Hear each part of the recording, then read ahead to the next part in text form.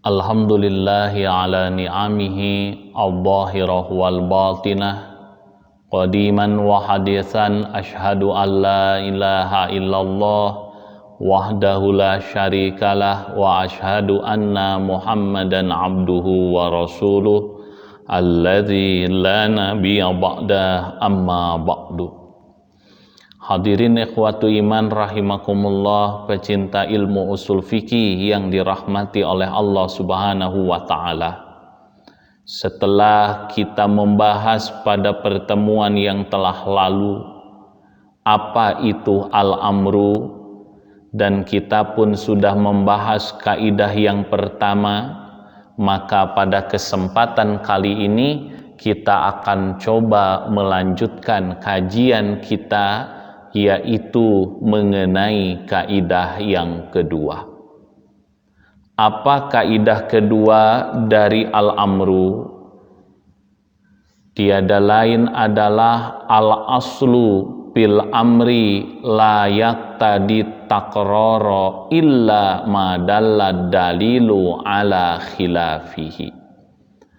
Asal pada perintah tidak mesti berulang-ulang kecuali ada dalil yang menentangnya.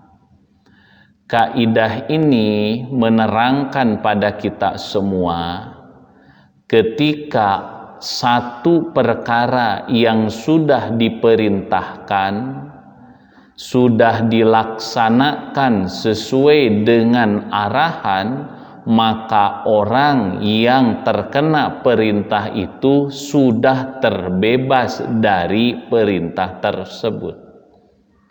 Misalkan seorang ibu berkata pada anaknya, "Wahai anakku, belikanlah ibu minyak goreng." Lalu anaknya membelikan minyak goreng, maka berarti perintah membelikan minyak goreng ini sudah beres. Kenapa? Karena sudah dilaksanakan. Begitu juga ketika kita mengambil contoh dari Al-Quran, yaitu misalkan a'udzubillahi minasyaitonir rajim, atimmul hajja wal umrata lillah. Sempurnakanlah haji dan umroh karena Allah Subhanahu wa ta'ala. Ketika ayat ini kita proses menggunakan usul fikih kaidah kedua, maka sudah barang tentu hasilnya akan berbeda ketika menggunakan kaidah yang pertama. Kalau kaidah pertama kan menegaskan al-aslu fil amri lil wujub illa madallad dalilu ala khilafi. Ketika ayat itu menggunakan kaidah tersebut, atimul hajja wal umrata lillah, diproses dengan kaidah usul asal pada perintah menunjukkan wajib kecuali ada dalil yang menentangnya, maka nanti kesimpulannya adalah haji dan umroh itu wajib kecuali ada dalil yang menentangnya. Tetapi karena kita sekarang menggunakan kaidah yang kedua, maka tentu kesimpulannya pun akan berbeda, yaitu asal pada perintah tidak mesti berulang-ulang kecuali ada dalil yang menentangnya. Untuk jauh lebih lanjutnya, maka mari kita perhatikan skema berikut ini. Nah, ini ada ayat Al-Quran yang tadi saya bacakan, atimmul hajja wal umrata lillah. Sempurnakanlah haji dan umroh karena Allah. Apakah pada ayat ini ada tolab? Ada. Tolabul fi'li, berarti al-amru. Tahu dari mana pada ayat ini ada al-amru? Sebab ada kata perintah, yaitu kata atimmu. Nah, kita coba proses ayat ini menggunakan kaidah yang kedua, yaitu al-aslu fil amri la yaqtadi tikrara illa madalla dalilu ala khilafihi.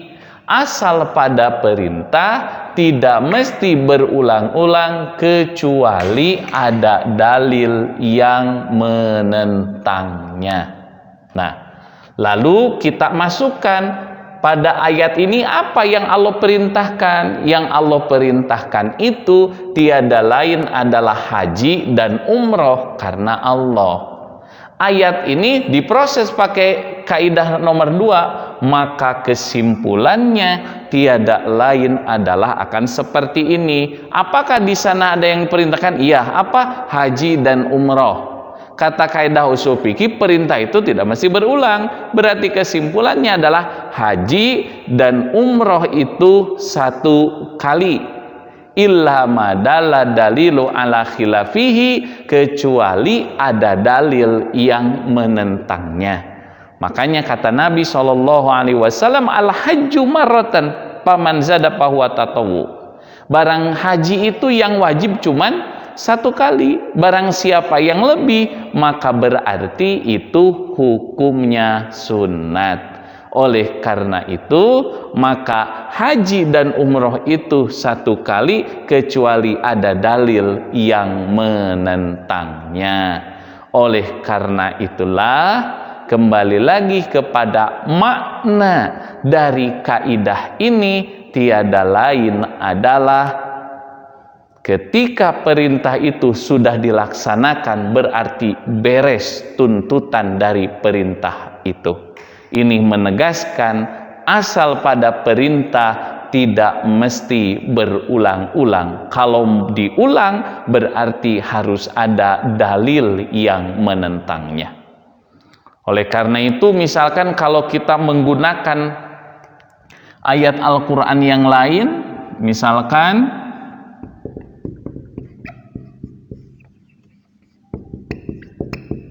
yaitu ayat aqimus sholata, dirikanlah sholat.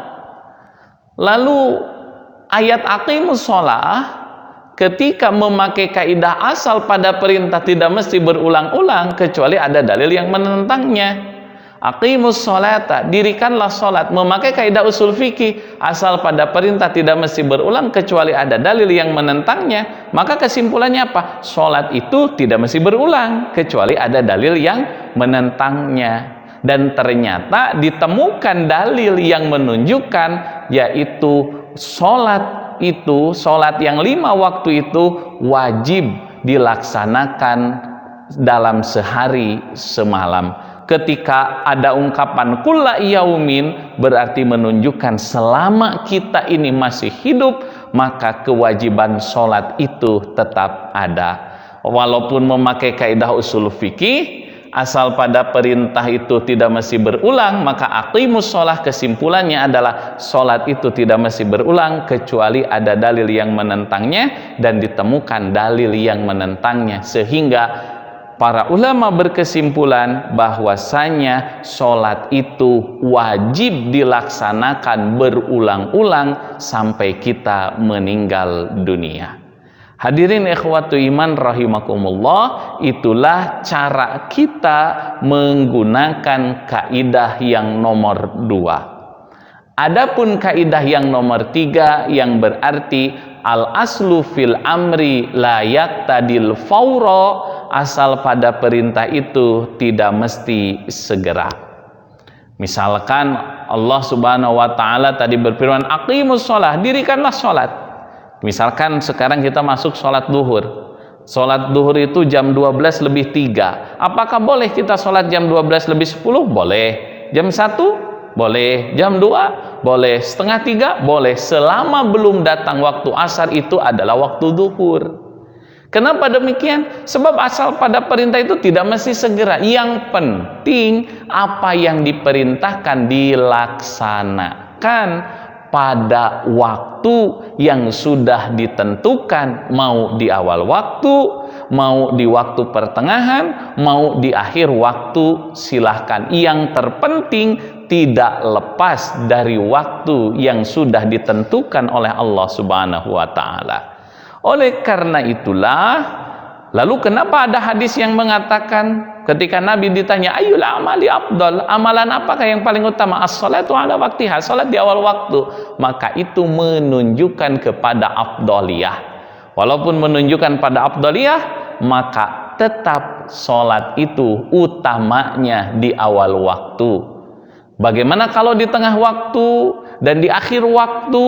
Maka dia masih sah sholatnya, tetapi orang tersebut tidak mendapatkan keutamaan waktu sholat. Hadirin ikhwatul iman rahimakumullah, itulah penjabaran singkat kaidah nomor 2 dan kaidah yang nomor 3. Insyaallah pada kesempatan yang akan datang kita bahas kaidah-kaidah selanjutnya. Semoga bermanfaat. Rabbana atina fid dunya hasanah wa fil akhirati hasanah wa qina azabannar. Assalamualaikum warahmatullahi wabarakatuh.